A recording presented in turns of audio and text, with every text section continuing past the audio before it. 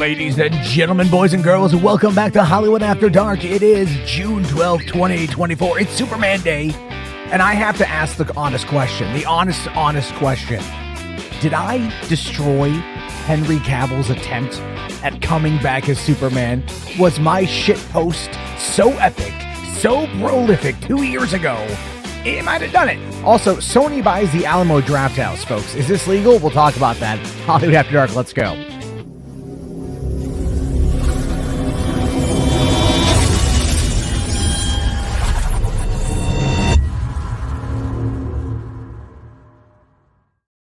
Hey, what's going on, everybody? How you guys doing? Welcome back. Hollywood After Dark. It is, of course, the Wednesday, the 12th of June. Lots going on today. Like I said in that cold open there, it is Superman Day. Superman Day has a very interesting history with me and this channel and, of course, this community of awesome HWAD squad people, because it is something we have to kind of think back on, and we have to kind of remember, and we have to kind of laugh to some extent about how we are in a weird place when it comes to Superman, because so many people out there want Henry Cavill back. So many people out there were excited when Dwayne "The Rock" Johnson was able to use his might to be able to bring him back for a really pointless cameo. But I think that the wheels were already in motion for his return to not happen. But going back 2 years ago, TMZ, someone from the TMZ staff wrote this article here. Henry Cavill, raging debate on Superman Day, too old for the red cape. Okay. And literally it just says, it's just me here saying, for Superman Day, I'd like to remind people that Henry Cavill is definitely aging out of playing the role for what Warner Brothers Discovery is looking for. He hasn't put on the suit in 5 years, and Warner Brothers Discovery will want someone younger that costs less. Sorry if this upsets you. And ooh boy, there was a lot of people that were really mad at me over that one, which I just had to laugh about. I had to chuckle at. I had to basically just kind of go, yeah, okay. I mean, it is what it is. I mean, I wasn't wrong, for one. You can't, lie about someone's age, especially when that information is public on the internet. I wasn't trying to be a dick about it. I was lamenting over the idea that he is too old to play Superman. And of course, a few months later, we get Black Adam and we get that cameo, and people are coming to me going, oh, Garbo. Oh, you're wrong. You're so wrong. He's back. He announced he's back. And then 2 days later, here comes James Gunn. You're fired. Well, that's not quite true because you never were hired in the first place. That's all it is. Now we have David Corenswet. David Corenswet looks, almost identical to Henry Cavill. It's, and people always go, but he looks just like Superman. That's what Superman looks like. Yeah, okay. Dean Cain played Superman. Christopher Reeve played Superman. Tyler Hoechlin maybe a little bit more like Henry Cavill, but really, Superman is just if you have a strong jawline. But there is a very visual similarity between David Corenswet and Henry Cavill. And I think that's something that James Gunn is going for. I think that's something that they were trying to push for in order to make it maybe a bit more affable for the haters, to get people in the door. Oh, you've got, again, you may not like my takes on it, but I've largely been proven correct at this particular point in time. I know it's kind of weird. And everything else. But, given today is also a day of talking about Zack Snyder, we did finally get the very first preview for Zack Snyder's Twilight of the Gods, coming this September to Netflix. Let's take a look at that right now. It's only 27 seconds. It looks, well, I'll talk about it afterward. Welcome to Hell's Door. We fear no gods. They want war. I will give it to them.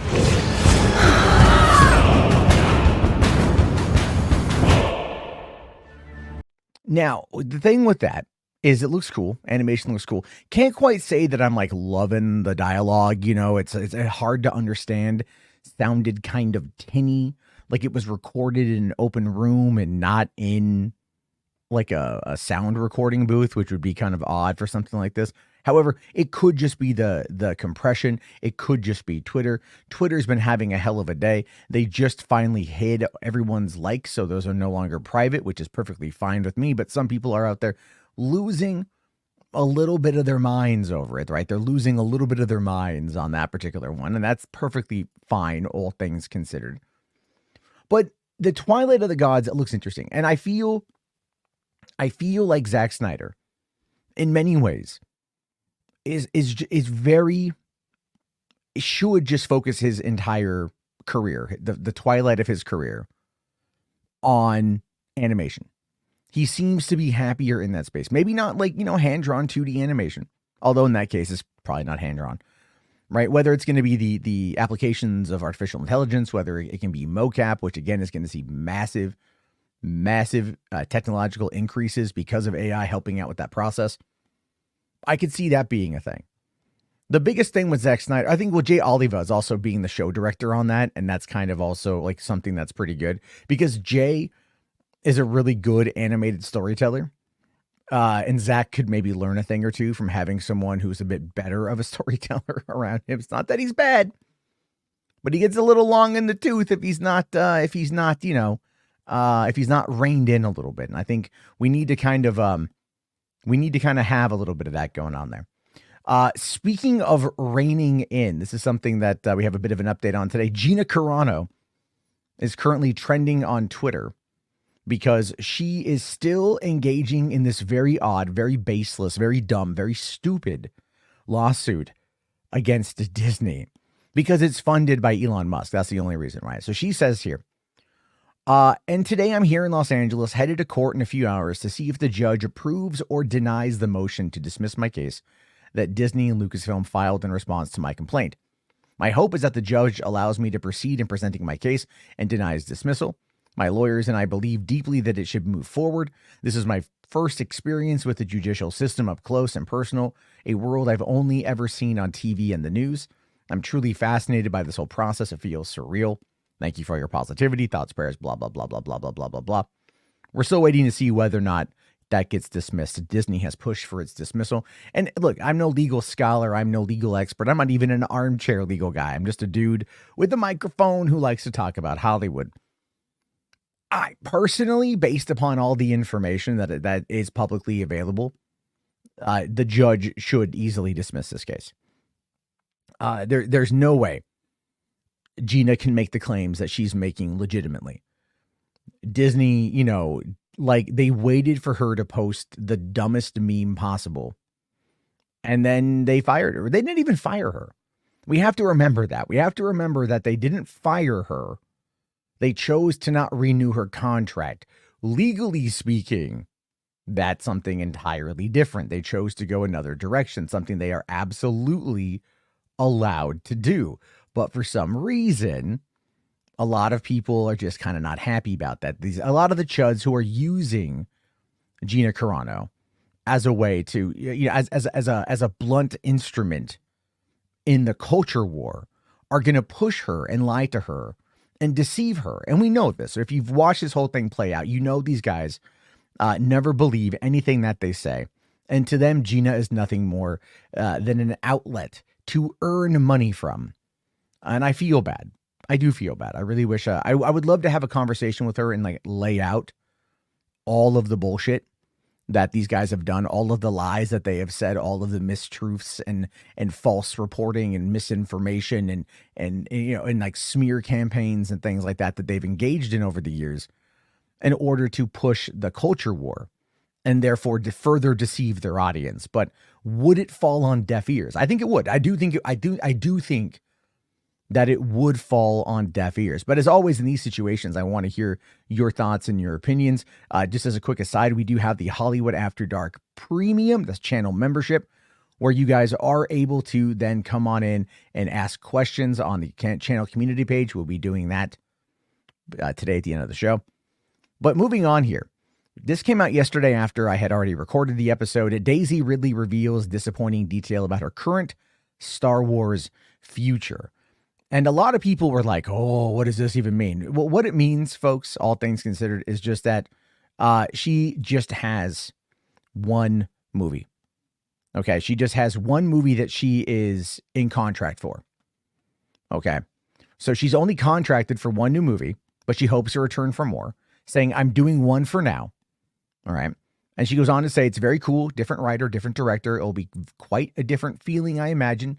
Stephen Knight is writing, and directing is Charmin Obaid Chinoy, who has made some unbelievable documentaries, and it's very exciting.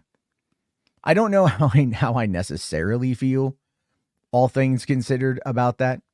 You know what I mean? Like, I don't necessarily know how I feel about a documentary filmmaker, being chosen for this particular subject. I don't know. But when I think about it, when I really do think about the future of Rey's character, having it just be a one-off right now makes the most amount of sense. Don't offer it up as a trilogy or a franchise or anything more than just, we're just going to wrap up her story, or we're just going to give you a little bit more of an update with Rey. And maybe we'll be able to tell more, and maybe we won't. If the movie doesn't do very well, then we don't have to worry about that. If the movie does do well, then we have the opportunity to springboard into something else. I mean, that makes sense. I understand the idea of promising a trilogy. It's meant to get people excited to go, oh, if there's one and I go see it, then there's more coming.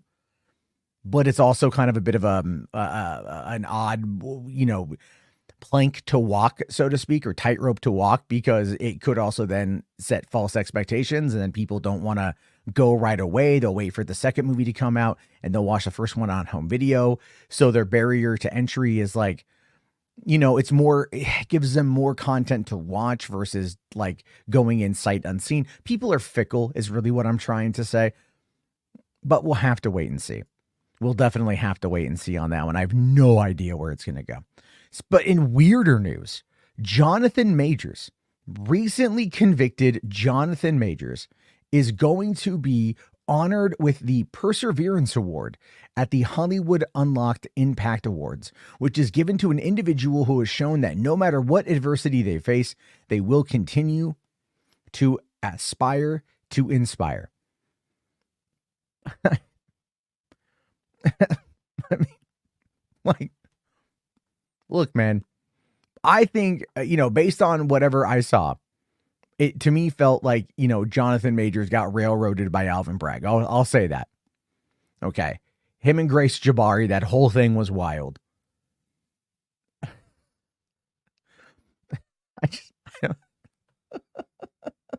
You know what I should have looked up beforehand? I didn't look this up. Let me look this up. What is the Hollywood Unlocked Impact Awards? All right, let me just see what these things are.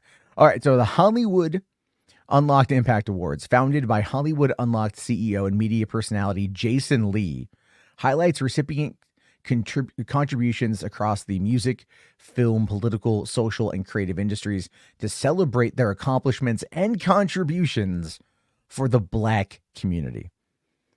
So this is Black actor, height of his career, gets into an altercation with a white woman. It seems like it's muddled. It seems like it's crazy. He ends up losing, gets a minor felony conviction, loses pretty much everything. It almost, you can kind of see why this happens. You can kind of see why this is happening. Either way, we'll have to see what the response is. We'll have to see what the response is. People out there are definitely not, I guess you could say, the happiest about it. I saw some interesting commentary online. But look, man, I totally believe in underdog stories. I totally believe in all that stuff. So I do feel that we are maybe in a space where, we can, people can come back is what I'm trying to say. I don't know. I mean, Kevin Spacey crying about not being able to afford his house anymore, and that he never groped anyone, but he caressed people. That's what he said. You hear that, where he said he caressed some dudes? That's definitely a problem, right? But I don't know, man. Hollywood promotes the worst machinations, of ourselves. It shows us beyond a shadow of a doubt that when you become powerful, a person's true nature comes out, a person's true identity emerges, right? How they treat others. And that's the biggest problem that I think Hollywood has, is just that a lot of people end up becoming truly assholes in regards to everything. But let's speak about some stuff that's not asshole-ish, okay? So what we're hearing coming out of Annecy, is that what it's called? Is Transformers 1 starring Chris Hemsworth gets a hugely promising reaction at the first screening. Now, the Transformers 1 trailer looked entertaining, albeit super childish, in my opinion, right? It did. But according to this report, according to THR here, the audience broke into applause at several points throughout the Transformers 1, with one pivotal scene involving a major character, in particular making an impression on the crowd. Comedian Keegan-Michael Key, who stars in the movie as Bumblebee, nailed his comedic dialogue lines and often elicited laughter from the crowds. Finally, Transformers 1 was met with a standing ovation at the end. That's such a weird paragraph right there. It sounds very Chat GPT. It does sound very Chat GPT. But again, if there are multiple moments within the movie where people are cheering, applauding, the audience is getting into it, the audience is having fun, Keegan-Michael Key, who is one of the nation's greatest talents, is making people laugh as he usually does, that's good. If the action is solid, the voice acting is good, the writing is competent, the story is at least followable, I think most audiences will be okay. These are just gigantic machines that can transform into vehicles, beating the crap out of each other. It's always a lot of fun. Who doesn't love that? It's also not Michael Bay. And that's going to be the most interesting one, is that it's not Michael Bay. But we'll have to wait and see. Either way, that does give me a bit of hope for the movie. Not that I think that it was going to be bad, but I was kind of debating if I wanted to even go see it in theaters or just wait for home video. It might depend. If I have the time, I might be able to sneak off to go see it. I'm going to try to do that, because I am trying to get to the theater more often, albeit I keep front loading my slate with things to do, like Patio commentary. I've already gone through Bad Boys 1 and Bad Boys 2, and I'm going to be working on Bad Boys 3 before going to see Bad Boys 4. But apparently Bad Boys 4 has done so well that Jerry Bruckheimer reveals that Bad Boys 5 is already being discussed. And all things considered, this is just predominantly what should be happening. It's not that I always want endless sequels or endless continuations of these stories. I don't. What I want is I want there to be a really, really, really solid set of action movies to get people back into the theaters. And as much as Will Smith's slapping of Chris Rock bugged me, and it did, it bugged me as a lifelong Will Smith fan, watching that moment of weakness and then just the winning of the best actor afterward, and then that his speech and everything was so, it was just, it just bugged me on so many levels, because it was just like, again, it's that whole idea of like Hollywood and power. And there's so much of a disconnect, but I've always loved Will Smith, and I'm hopeful that we get to. Jerry Bruckheimer said in an interview, "We've had discussions, but we want to see how this one did at the box office. And I'm sure we'll have conversations this week."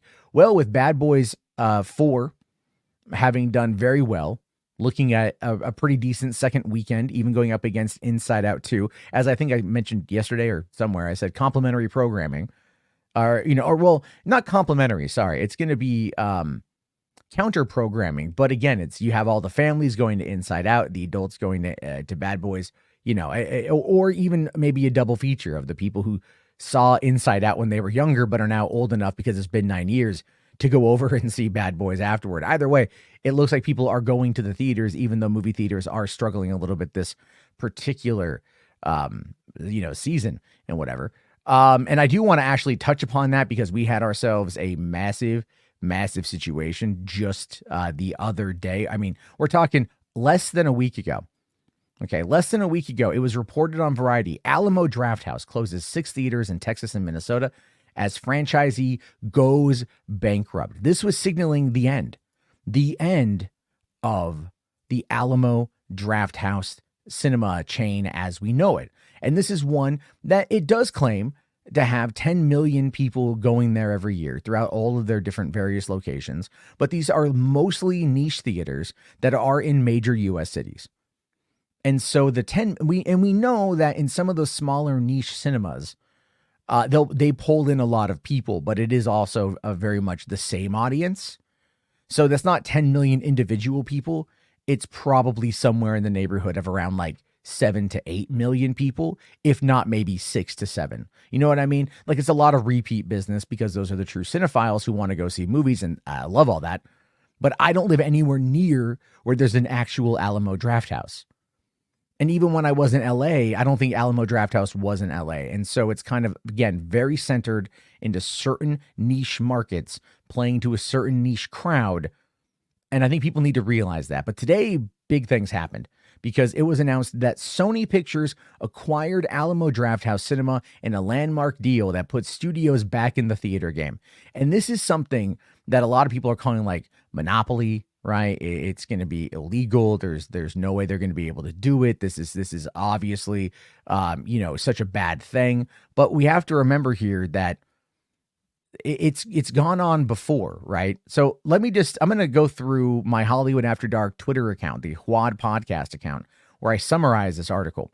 So in a landmark deal, Sony Pictures Entertainment has acquired Alamo Drafthouse Cinema, marking the first time in over 75 years that a major Hollywood studio has owned a movie theater chain. From 1948 to 2020, studios were prohibited from owning exhibition companies under the Paramount Consent Decree antitrust ruling, but those decrees now rescinded. Sony is testing the waters by purchasing the popular dine-in theater chain known for its innovative programming and devoted fan base. The deal allows Sony to back into theatrical exhibition while giving the Alamo much-needed financial backing after emerging from bankruptcy in 2021. They got 37 locations across 25 metro areas, and that will remain under the Drafthouse brand, as will events like Fantastic Fest. Okay, and that's really what a lot of it boils down to. What we have to remember here is that this is meant to maintain. Okay, this is meant to maintain a fair amount of that popularity, a fair amount of that, like, history, if you will. Okay, we have to kind of recall that. But one of the things we also have to remember here is that Sony has said that they don't want to own a streaming company. That's too much work. So now they want to get into owning a movie theater chain with 37 locations across 25 major cities. Okay. So think about that. That means that they can put their movies in there. They don't have to pay distribution to Alamo Drafthouse, essentially. They can then get pretty much the majority of the cut if they're bankrolling the theater. They have the opportunity to not exhibit movies from other distributors, meaning Universal, Paramount, Warner Brothers, Disney, Lionsgate, Netflix, Amazon, whatever. But the big issue, the big thing, is that they can four-wall their own movies and use that for awards consideration. And that's a big factor. That's a big thing, because this is what, like, even Netflix is trying to do, get their movies into some theaters in order to fall into the realms of requirement to be in these movies, right? To be in these films, or to be in these awards categories. Now, one of the things, though, that Tom Rothman, the head of Sony, has said in a recent interview, he was talking about how lower ticket prices are essential. He argues, actually, for lower ticket prices to make movie-going more accessible, especially for young and family audiences, which is actually something that a lot of people have been making that argument for. And I think a lot of Hollywood understands that fact. A lot of the filmmakers understand that fact. But since a lot of these movie studios and production companies are kind of owned by telecom companies or software companies or tech companies, in many ways, their drive is always about the shareholder price. It's always about that. We have to remember that that's what it's always been. It is just rather interesting that we are finding ourselves in that situation where Sony owns a chain. Netflix owns like 2 theaters. Like a couple other ones might own a theater here, a theater there, but not a chain.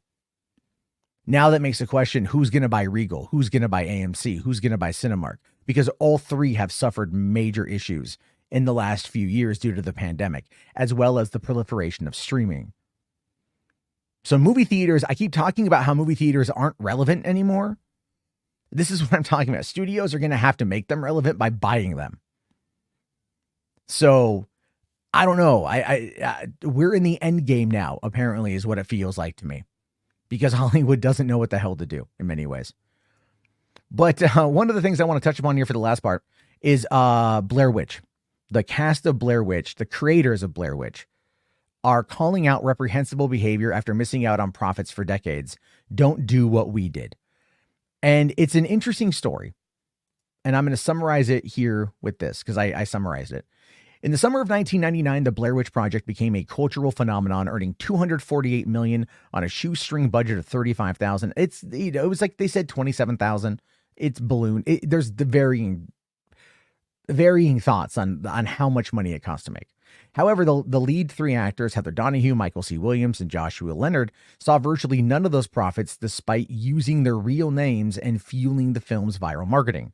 For months after its release, they struggled to pay rent while being prohibited from even acknowledging that they were actors. The actors had signed to short deal memos that entitled them to just 1% of the profits over $1 million, naively thinking that clause would never be triggered. As the movie kept smashing records, the studio Artisan Entertainment marked the $100 million milestone by sending them fruit baskets. Artisan and the production company Haxton Films reaped an estimated $35 to $40 million, while the actors had to sue just to receive a modest $300,000 settlement years later, with a clause preventing future use of their names and likenesses, which is weird because in the 2016, they didn't use Heather Donahue's name or her picture. I think, no, she might have popped up once in the movie. An image of her she might have licensed her name, licensed her image, but not her name. However, Lionsgate, which acquired Artisan, has continued using the actor's identity to promote Blair Witch sequels and spinoffs without their permission and compensation. Now, 25 years later, Donahue, Williams, and Leonard are speaking out, saying they feel exploited and that their careers were derailed by being so inextricably linked to the movie. While proud of the original film's legacy, they believe they should be paid properly when corporations continue profiting off their likeness and identities as public faces of the franchise. And they're putting out an open letter as a result of that. 100% agree that they should do that they absolutely should do that. The Blair Witch Project is a classic movie. It's one of my favorite films. It has inspired me in more ways than I could have ever thought of. And it's a shame, an absolute effing shame that they are in this position. So, and I want to hear your thoughts on that one. So let me know down in the comment section. But let's get into the mailbag here. I kind of posted it a little bit late in the day. A lot of people don't know about it yet. Only 3 questions today. H-Barts. Prolific, lovable H-Barts. Thank you. My question is, what is something you want to see in Fallout Season 2 Okie Dokie? If you don't know, H-Barts has gone full Ella Purnell simp. Something he proudly touts, which is good for him. Fallout Season 2, what I want to see is I want to learn more of the Enclave. I know the Enclave are the bad guys. If you played the game, you know the Enclave are the bad guys. The Enclave was barely talked about in Season 1. And if you didn't know what the Enclave was, you wouldn't know what it was based upon what we saw in, I think, the opening of Episode 2. So it's definitely something that needs to go into more. I want to see super mutants. I want to see Deathclaws. Obviously, they have already referenced a Deathclaw skull. The New Vegas being a key factor. Are we going to, who's going to be in New Vegas? That's going to be the question.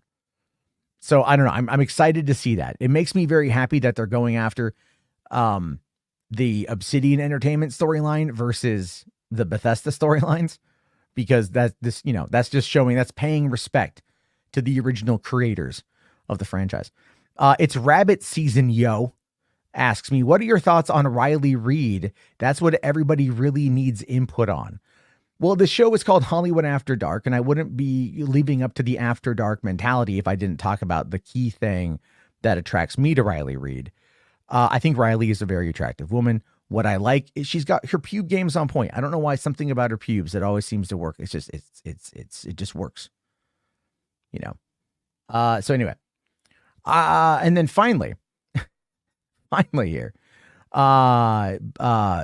Blue Jay asking, what are your thoughts on Showrunner AI? It's basically Netflix for AI generated content. We talked about this, I think, last week on the live stream, But showrunner AI is fascinating, even though right now it's very minimal on what it is. It's going to do everything it can to kind of recreate South Park without recreating South Park and being sued for it. But everything they're doing at this point is very South Park light. It's very South Park-like, I should say. And that ultimately ends up being the bigger issue here, is will they be able to create something that's going to live up to what they're promising without it seeming like a South Park copycat? When it gets into the anime stuff, that's where it's going to be the most interesting, I think, because that's going to bring in a lot of weebs that are going to come on in and want to see this. So we're going to have to wait and see. But that being said, folks, I have to run. Thank you guys very much for listening to this episode of Hollywood After Dark. I will talk to you guys tomorrow. Please leave your comments below. Follow me on Twitter or on, YouTube here, and have